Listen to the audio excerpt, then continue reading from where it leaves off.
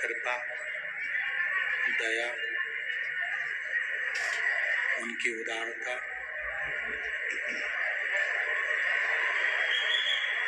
जो ये धूलिया नगर में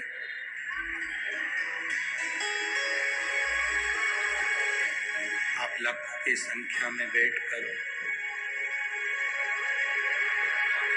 भगवान शिव की पवित्र कार्तिक महीने में दामोदर मास में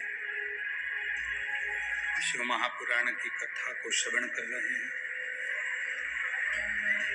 और भगवान शिव की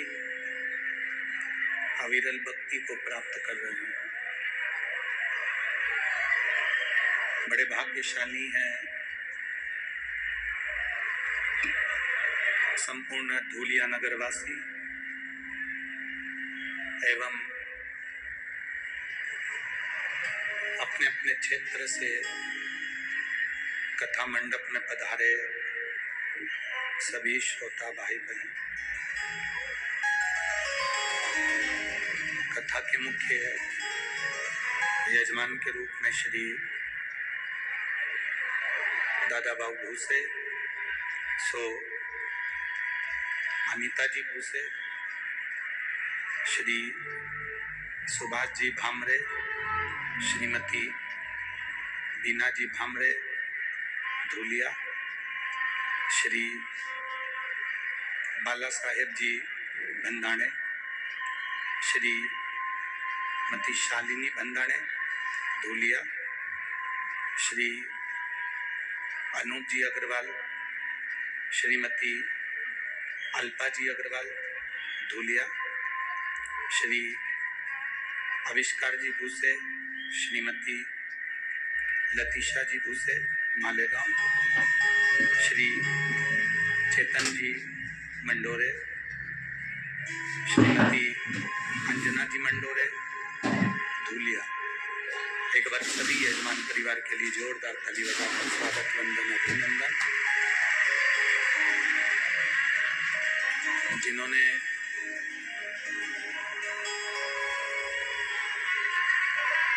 ये पवित्र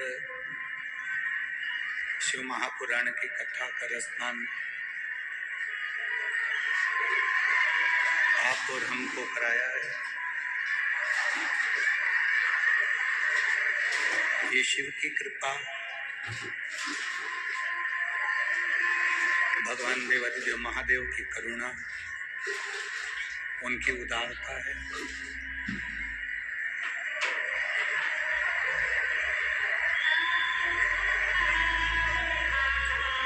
एक तो कार्तिक का महीना,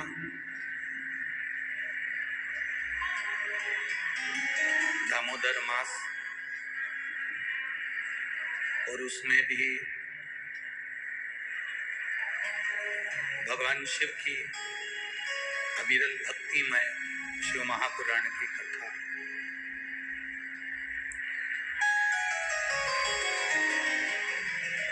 शिव कथा कहती है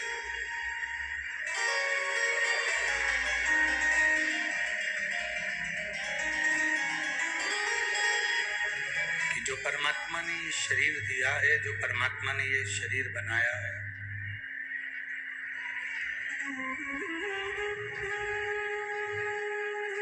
और जो ये शरीर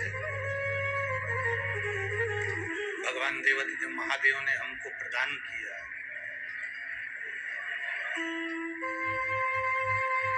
ये कोई साधारण सा शरीर नहीं है।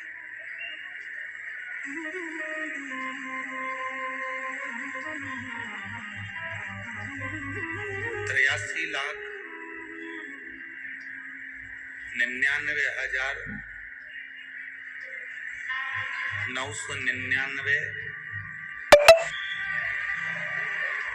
जब योनियां कट जाती हैं, समाप्त हो जाती है, आवाज नहीं जा रही, उधर भी नहीं जा रही, इधर भी नहीं जा रही, आवाज का देखिए, इधर भी नहीं, सब जगह 83,99,999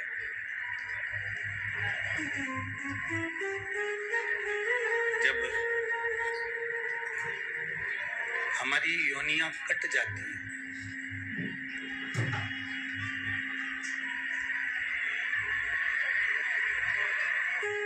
हमारी योनियां जब समाप्त हो जाती हैं, तब जाकर 84 लाख में नंबर की जो योनि है,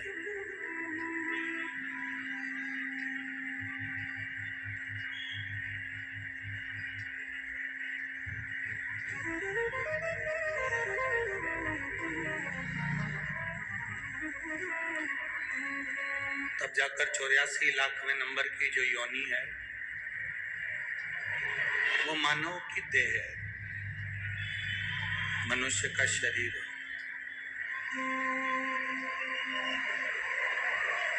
अब इतनी योनियां काटने के बाद जो मानव का शरीर मिला है, मानव की देह मिली है,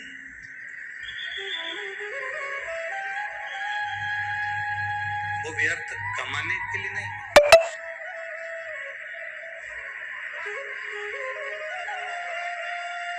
ये मानव की जो शरीर मिला, 83,99,999 योनियां काटने के बाद जो मानव का शरीर मिला, वो व्यर्थ गंवाने का नहीं।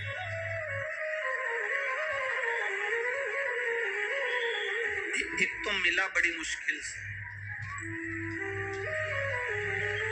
अथक प्रयास करा गया, तब जाकर ये शरीर मिला, और वो शरीर ऐसे ही चला जाए, माटी में मिल जाए, तो कोई मतलब का नहीं।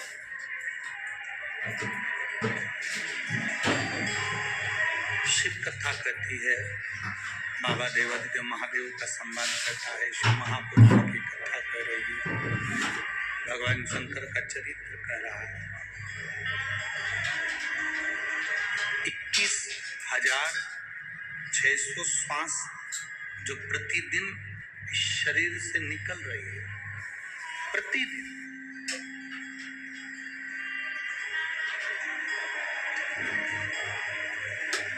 उस 21,600 श्वास जो प्रतिदिन शरीर से निकल रही है, प्रतिदिन शरीर से आना जाना कर रही है, उस 21,600 श्वास में से कुछ श्वास है 21,600। घर में जो बुजुर्ग माँ होती है, घर में जो बूढ़ी माँ होती है, जो सास होती है, कुछ रकम, कुछ जेवर वो बनाती है, तो ऐसे बनाती है कि वो बात तक काम आ जाए।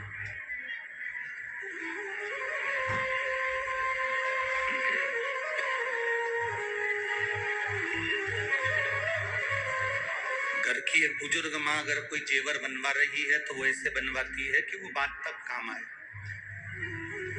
आखिरी तक वो जेवर जो उसने बनवाए हैं अपनी बहू को, अपने पोता बहू को वो चढ़ा सके और काम में आ जाए।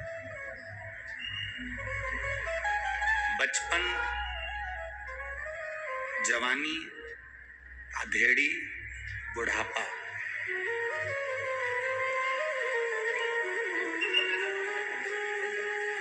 शिव महापुराण एक बड़ी सुंदर बात कहती है कि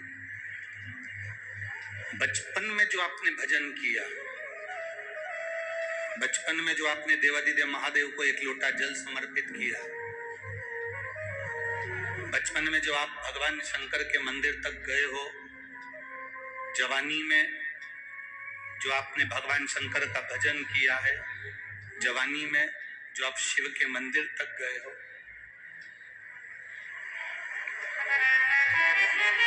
जैसे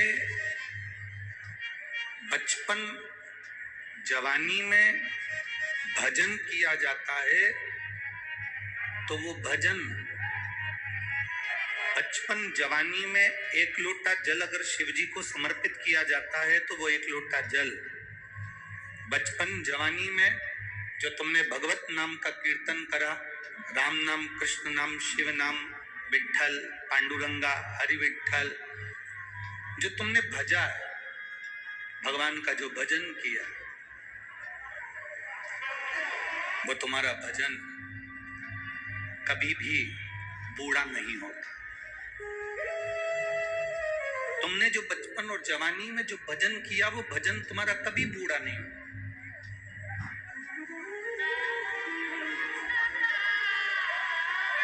30 वर्ष की अवस्था में, 35 वर्ष की अवस्था में, 40 वर्ष की अवस्था में, 45 वर्ष की अवस्था में जो तुमने कमाया है, जो तुमने मेहनत करी है, 30, 35, 40 वर्ष की अवस्था में जो तुमने कमाया, जो तुमने मेहनत करी, तुम्हारी मेहनत का जो धन होगा, तुम्हारी मेहनत की जो प्रॉपर्टी होगी, तुम्हारी मेहनत का जो फ्लैट होगा, तुम्हारी मेहनत की जो जमीन होगी, वो जमीन, वो धन, वो संपदा, वो प्रॉपर्टी, तुम बूढ़े भी हो जाओगे ना, तो जो तुमने 30 वर्ष की अवस्था से लेकर 45 वर्ष की अवस्था में, 50 वर्ष की अवस्था में जो तुमने कमाया है, ये प्रॉपर्टी, ये धन तुम्हारा बुढ़ापे तक तुम्हारा साथ देता है। जो तुमने 30 वर्ष की अवस्था,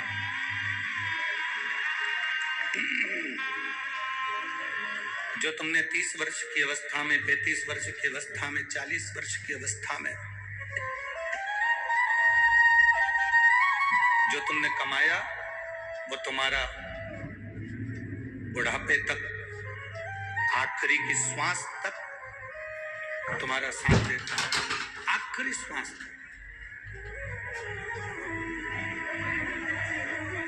अब जैसे 30 वर्ष की अवस्था में, 35 वर्ष की अवस्था में, 40 वर्ष की अवस्था में, 45 वर्ष की अवस्था में जो तुमने कमाया, वो तुम्हारे अंतिम श्वास तक तुम्हारा साथ देता है।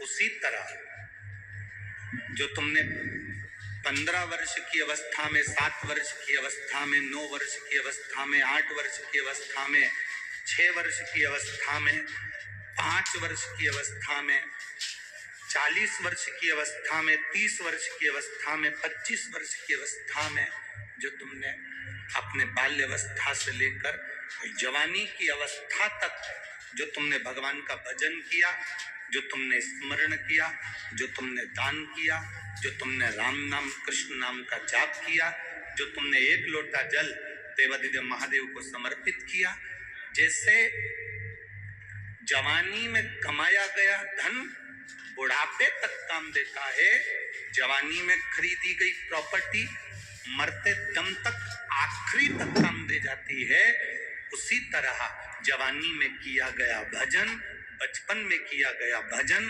तुम्हारे अंतिम क्षण तक तुम्हारा साथ देगा। आखिरी श्वास, अंतिम क्षण। जब पहले दिन जब हम यहाँ धूलिया नगर में पहुंचे थे और शाम के समय पर जब वो स्वागत का क्रम जब चल रहा था और लोग, बहुत सारी भीड़ में बहुत सारे भक्त लोग चल रहे थे, हमने देखा एक भैया जो अब अग्रवाल जी हैं और क्या नाम उनका, जो हमारे बाजू में खड़े हुए थे उस गाड़ी में, इधर साइड में, इधर तो वो आविष्कार थे और इधर वो अग्रवाल जी थे, क्या नाम उनका, अनूप अग्रवाल। तो हम देख रहे थे, उन्होंने कई लोगों को इशारा करा, वो आए, प्रणाम करे, चले गए। फिर उन्होंने किसी को बुलाया, फिर उन्होंने प्रणाम करा, फिर चले। फिर उन्होंने किसी को बुलाया, उन्होंने प्रणाम करा, चले। अर्थात जो दूसरे के लिए प्रयास करता है, जो दूसरे के लिए जीता है, तो परमात्मा भी उस पर एक ना एक दिन कृपा जरूर करता है। जो दूसरे के लिए जीना सीखा है, उस पर परमात्मा की कृपा हुई है, उस पर परमात्मा की दया हुई है।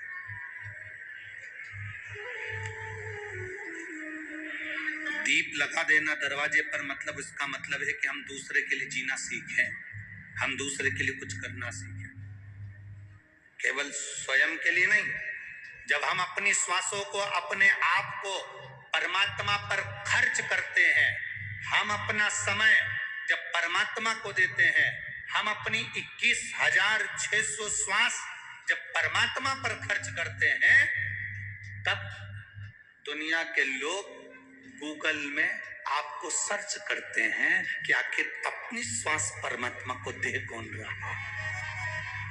जिसने भगवान को समय दिया, जिसने भगवान के लिए अपने आप को पूरा खर्च कर दिया, दुनिया ने सर्च उसी को करा।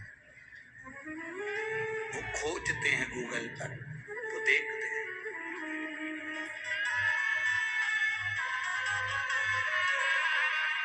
आप लोगों से एक बात पूछे, उत्तर देना रे धूलिया वालों सब।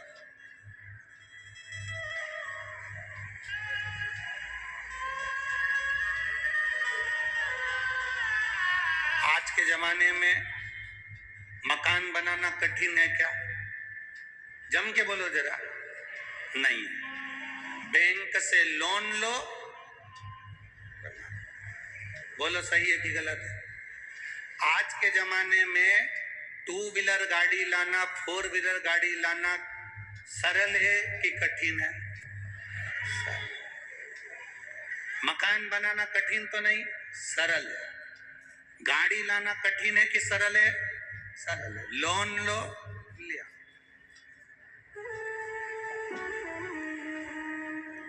आज के जमाने में मकान बनाना कठिन नहीं है, आज के जमाने में गाड़ी लाना कठिन नहीं है, आज के जमाने में पैसा कमाना, जितनी जितनी महंगाई बढ़ती चली गई, व्यक्ति उतनी मेहनत करने लगा और एक दुकान की 4 दुकान करने लगा, कमाने का तरीका सीखने लगा।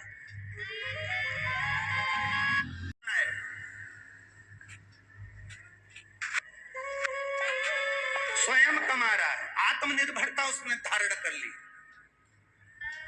आज के जमाने में मकान बनाना कठिन नहीं है, आज के जमाने में गाड़ी लाना कठिन नहीं है, आज के जमाने में सेठ बनना, अमीर बनना कठिन नहीं है। पहले कुछ लोग होते थे जिनके पास में 1-2 लाख रुपए होते थे, लोग उनको लखपति कहते थे, लोग उनको करोड़पति कहते थे। आज इतने पंडाल में जितने बैठे हो ना, जितने इस पंडाल में बैठे हो, मेरे महादेव पर भरोसा रख कर कहता हूं कि आप में से कोई कंगाल नहीं, सब लखपति। किसी के पास में 1 लाख होगा, किसी के पास में 50,000 से ऊपर होगा। लखपति बनने का आज के जमाने में पैसा कमाना कठिन नहीं है, अमीर बनना कठिन नहीं है, बंगला बनाना कठिन नहीं है, दुकान बनाना कठिन नहीं है, कमाई करना कठिन नहीं है। आज के जमाने में गाड़ी लाना कठिन नहीं है, दुकान बनाना कठिन नहीं है, पर आज के जमाने में दुनिया की सबसे कठिन चीज एक, धनपति के बेटे जिनके पास में करोड़ों का धन है, उनके बेटे भी मय खाने में और होटल में पड़े मिलते हैं, मय खाने में और होटल में पड़े मिलते हैं। बहुत करोड़पति के बेटे भी कहीं ना कहीं गलत व्यसन में डूबे मिलते हैं, गलत व्यसन में पड़े हुए मिलते हैं। धन कमाना कठिन नहीं भाई, सेठ बनना कठिन नहीं, अमीर बनना कठिन नहीं, दुकान बनाना कठिन नहीं, मकान बनाना कठिन नहीं, जेवर बनाना कठिन नहीं, प्रॉपर्टी खरीदना कठिन नहीं, पर दुनिया का सबसे कठिन काम है कि अपनी जो जिंदगी की पूंजी है, अपनी जो औलाद है, अपने जो बच्चे हैं, इनको संस्कारित बनाना, ये दुनिया का सबसे कठिन काम है।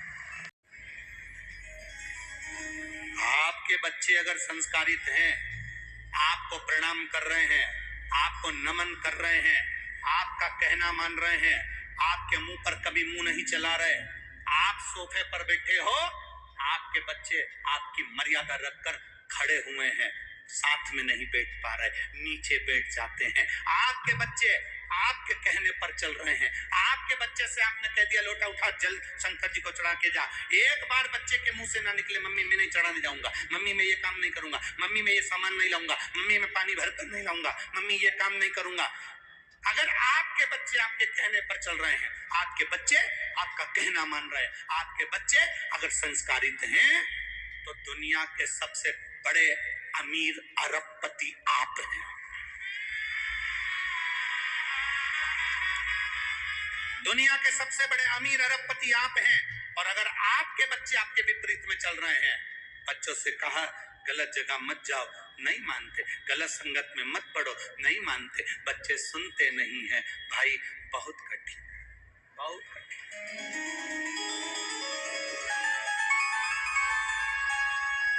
मान सत्कार कैसा होना चाहिए, ये शिव महापुराण की कथा कर रहे। आपके द्वार पर आया हुआ अतिथि, उसका आदर, उसका सम्मान, उसका सत्कार कैसा होना चाहिए, शिव पुराण बता रहे। इसीलिए इस महाराष्ट्र की पवित्र भूमि पर जगह जगह पर लिखा रहता है, अतिथि देव